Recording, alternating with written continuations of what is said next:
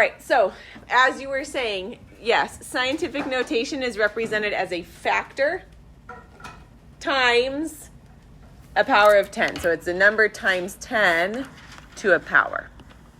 For example, 4.72 times 10 to the third. So that's scientific notation. So that's 1,000 zeros behind 2, the hundredth place? No, there's just 3 decimal places. So 10 to the third means we move our decimal 3 places to the right. I thought it was 10 to the third, which would be 1,000. Well, it is. So if you multiply 4.72 times 1,000. Oh, that's right, because every time you multiply by 10, it goes over. Yep, exactly. So it's really a lot of decimal movement. Okay, so here's the stipulation that makes something scientific notation. That factor that comes before your 10 to a power must be 1 or above, but less than 10. So it can only be between 1 and less than 10. So you can't ever have 2 digits to the left of your decimal place. It's got to be bigger than 1 or could be 1, but it has to be less than 10. So we're going to do it for really large numbers. So a big number that's bigger than 10. So like, 7,127 or something. Scientific notation does. But numbers in general are not less than 10. So, for example, if we have a number bigger than 10, 8,600, for example, if we want to write that, that's called standard form. We want to write it in scientific notation. The first step is to move the decimal point in that number so that it stops at a place where the number is 1 or less than 10. So where would we put our decimal in this 8,600 to make that factor between 8.6, right? Yes. Okay, so we move the decimal because it's technically at the end of 8,600, and we move it to the left 3 places so that it's 8.6. Shoot, that went too fast. Okay, that fits our criteria that the factor has to be bigger than 1 but less than 10. 8.6 is right in there. All right, and then we look at how many places we moved our decimal point. To move it from the end to between 8 and 6, we moved it 3 places. So then we take that 8.6 and we say times 10 to the third. Because we moved the decimal 3 places. When you have a positive exponent, so like 10 to the third, that means that your number is a lot larger, right? It's going to be a big number. Positive exponents mean that it's big numbers. So the power of the what?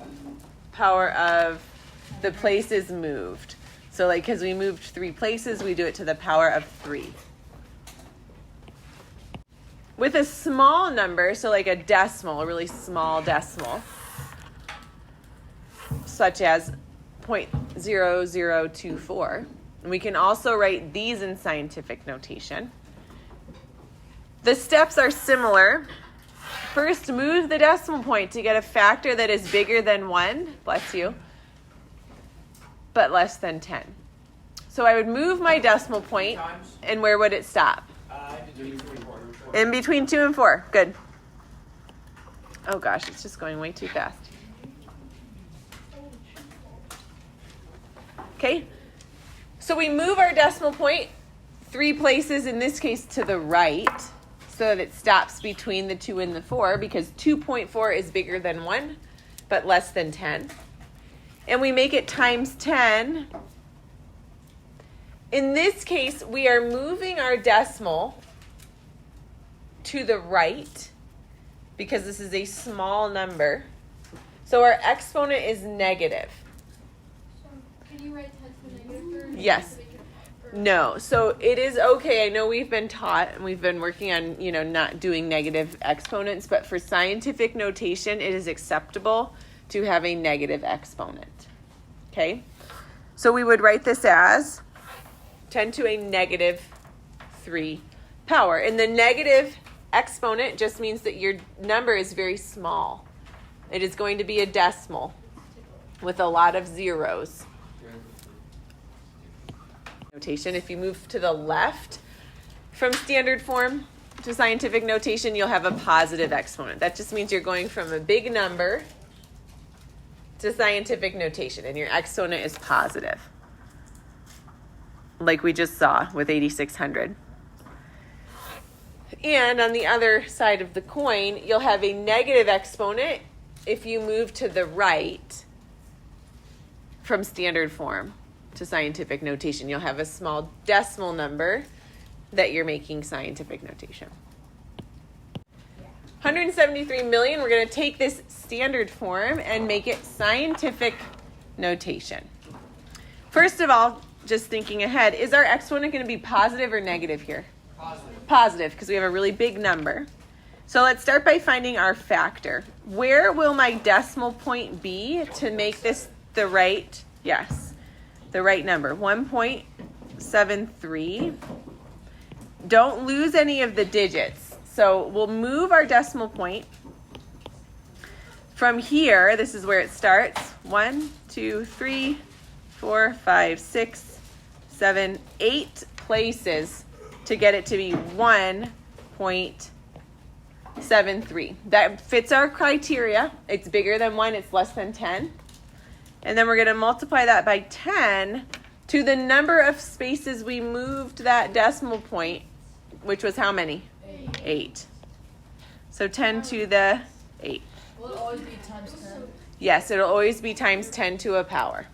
It was 10 to the 8. Yes. All right, now look at this one. This is a really small number, right? This is a tiny decimal. So first, think about the exponent on our power of 10. Will it be positive or negative? Negative. Negative, because it's a tiny number. The 0 in front of the decimal, do we count that too when counting, or it's only behind? We do not count the 0 in front of the decimal. Okay? Where do we need to stop our decimal when we're moving this? Yes. 3.2. So it's going to be right here. 3.2. And then let's figure out, so we start at the decimal and we move 1, 2, 3, 4, 5, 6, 7 places. Don't just count the zeros. Be careful, because some people just count the zeros and that does not work. You got to see how many places you move the decimal. Times 10 to the, what would my exponent be? Negative 6. Negative 7. 7? Did I? Oh, wait, no. You just counted Oh, the I zeros. almost did. Yep, make sure you don't count the zeros. Okay, now the other side of this will be going the other way. If you are given a number in scientific notation, you have to change it to standard form. And basically the numbers, everything kind of works backward from what we just did. So negative exponents mean that we are moving the decimal to the left to make that a really small decimal number, right? So like 9.9 times 10 to the negative 5th, we see that negative exponent, and we know that we're going to move our decimal point left to make this a small decimal. Again, be careful. You're not adding 5 zeros. You need to move your decimal 5 places. So we would start here at this decimal point and move it 1, 2, 3, 4, 5 places. Stick our decimal there. And fill in your little loops. That's a 0, not like a 6, with zeros. So in standard form, this would be 0.0000099. There's only 4 zeros because one of the numbers is 9. Right, because one of our decimal place movements was past the 9. Yep. A positive exponent means we move the decimal to the right and the number gets larger. I'm going to have to write this over here. So we start with 6. Okay, where's our decimal in the number 6? It's 1 0. That's right here. Yeah, it's right after it. From that decimal, we move 7 places. 1, 2, 3, 4, 5, 6, 7. And fill in with 7 zeros. Okay, to figure out where you put your comma, you start from the far end where the decimal point is and go every 3 numbers, we add a comma. So standard form, to clean this up a little bit, is 60 million. 60 million. Let's do a couple to practice. They're going to give us scientific notation. We need to move the decimal and change it to standard form. Okay, for example, 3.22 times 10 to the negative 4th. This is a negative exponent. Which way are we going to move our decimal? To the left, to make this a smaller number than it already is. So we take our decimal and move it 1, 2, 3, 4 places to the left. Fill in our zeros. And then you can put the leading 0 before the decimal. I do it when I do my notes, especially because then I can see where my decimal point is. 0.0000322. Do not lose any of those digits.